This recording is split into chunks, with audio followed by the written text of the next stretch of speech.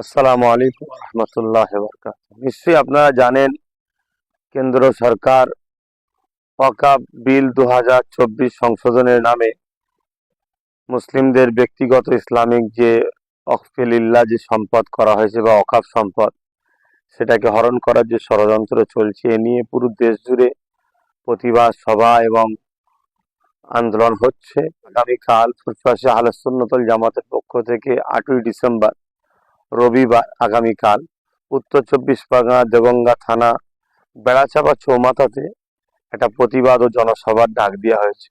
পাশাপাশি ওবিসি সংরক্ষণের আজকে যে ব্যবস্থা ছিল সেটা বন্ধ হয়ে যাওয়ার জন্য, যা কয়েকটি মুসলমান চাকরি পেত সেটাও বন্ধ হয়ে গেছে, সেই নিয়ে আন্দোলন। এবং মাদ্রাসা শিক্ষা আজকে ধ্বংসের মুখে।